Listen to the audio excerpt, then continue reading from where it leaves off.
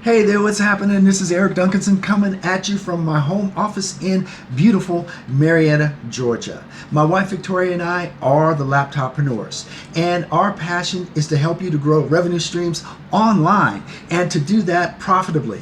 That's whether you're absolutely brand new or if you're simply stuck, confused, and overwhelmed trying to make this thing work. If that's the case, you are definitely in the right place at the right time. And by the way, if you like the information I'm providing, please join our tribe and subscribe. Simply click the red subscribe button, click the bell icon so that you can be notified every time we upload any new additional content, which is just about every day. So very excited about our topic for today. Basically, what I'm going to talk about is how to attract customers online. But specifically, now that's our series, and specifically, the topic for today is the 5 things that I wish I knew before about attracting customers online. So let's break that down. Let's start with number one. Number one with attracting customers online. Number one is you want to identify your best buyers. Now, what do I mean by that? Well, first of all, a lot of people, when they're kind of new to the industry especially, they use the shotgun approach. They try to talk to any and everybody that's out there. There's no targeting. It's just kind of like shoot everything out there everywhere, right? And so throw it at the wall, see if something sticks, run it up the flagpole, see if it flies, that type of thing. But marketing is much more surgical, much more targeted. So we want to know certain things about the type of person, or even the person that is the best customer, the person that is most likely to purchase over and over and over again. That's who you might call your customer avatar. So even more specific than just an age group, between 30 and 65, for example, you might want to know this person is 45. Is 45 male? You might want to know some aspects about their background, that type of thing. The more targeted you can get, the better, because that's going to set your frame of mind. Because what that's going to help you to do is to go to number 2. Identify the worst problem of your perfect customer. Identify the worst problem. Now, it's the worst problem relevant to the particular offering of your product. In other words, what is the worst problem that your perfect customer has that your particular product is designed to solve? Now, let's take an example. Now, a person might have problems that are not related to your product. We don't care about those. I hate to put it that way, but no, we care about the problems that they have that we can solve. Now, let's say a particular potential customer's problem is that they need to lose 30 pounds, and your particular product is a weight loss product that's going to help them to do exactly that in 30 days. Now, that person might also have other problems, like they may have horrible eyesight, or they may have a lot of difficulty communicating with other people. Well, those are all significant problems that should be dealt with by somebody else. Or if it's by you, maybe on another website or on another blog or on another Facebook fan page. But when it comes to this particular product that you're marketing, you're going to be laser targeted to those particular problems that your product, service, or company can solve for them. So again, identify that specific product. That's number 2, right? Identify the worst problem that your specific product can solve. Now, number 3, what you're going to do is agitate the problem. Now, here's the reason for that. There are people that have very serious problems, but they don't perceive that those are problems. They're not yet They have not yet reached that level of awareness of a particular problem. Now, you see it all the time on the TV commercials where they're talking about different types of medicines, and they say, by the way, do you have this symptom, and this symptom, then you should consult your doctor because you may have whatever that ailment is. But if you do, we have this particular medicine for you. And so what you have to do is to agitate the problem. Maybe the problem is that the person needs to lose 30 pounds. Now, they may not be aware of how significant that particular problem is in their life.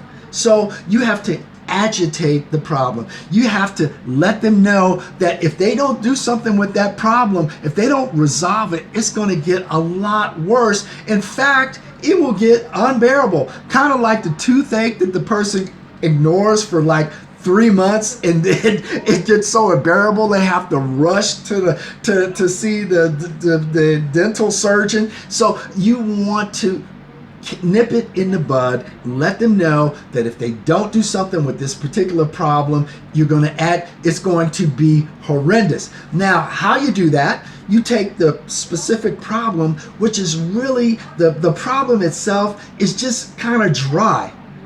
I need to lose 30 pounds. What does that mean? You know, that's not an emotional statement, right? So you gotta bring it to life for them. You have to make it a lot more concrete. Now, let's say your potential customer, your perfect customer, is a father with 2 toddlers, and maybe because of that extra weight, he can't keep up with his toddlers, right?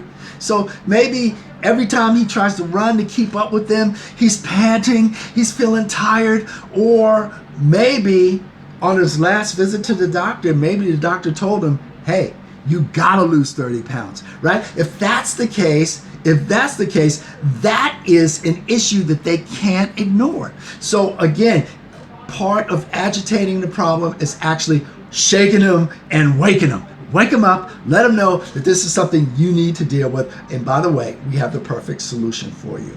And then number 4, you want to empathize with them. You don't want to just shake them up and wake them up and let them know they have this horrible problem, but they're there by themselves. No, you want to let them know that you've been there, you've experienced that problem, but thank goodness you found a solution. So you might say, hey, you know, you have problems keeping up with your kids, you feel tired all the time. I know exactly how you feel. I've been there, you know, but thank goodness I discovered whatever solution you have, right? Your solution is the solution to that particular problem, but you want to let them know that you're there with them. You experienced that problem, and because of the solution that you're now offering them, you were able to alleviate that problem. And then finally, number 5, you want to position yourself as an authority. You see, people purchase from people that they know, they like, and they trust. And one of the ways you can get people to trust you is to position yourself as an authority.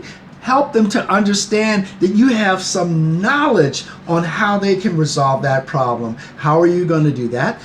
By providing valuable content. You're going to drip on them. In various ways you can provide content. You can provide it, well, this is one way, doing a YouTube video, whether it's a how-to video, this type of video, or a Facebook Live, for example, on Facebook. You can do Facebook posts, you can do blog posts, but it's something that's moving them forward, progressing them towards the solution that they're looking for, right? You give them a little bit, but it's good. It's a little good thing, and you're helping them along the way. You know, kind of like the Pied Piper having the mouse following them all over. You're helping your prospects follow you.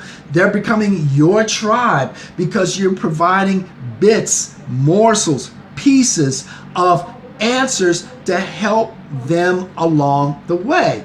So for example, maybe if that person needs to lose 30 pounds and you have the perfect product for them, maybe, for example, you can give them a checklist of things that they can do to help them along the way, to help them to start losing that weight, like drinking 8 cups of water a day, maybe 20 cups, depending on how bad they are.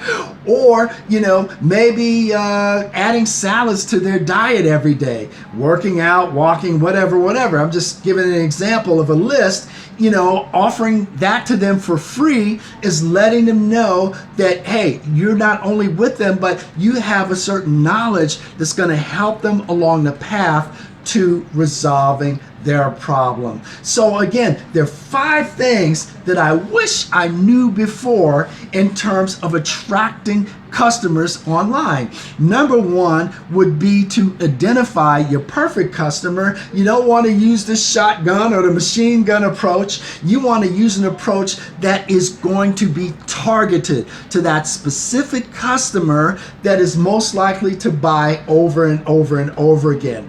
Secondly, you want to identify that customer's worst problem that is related to the solution that you are offering.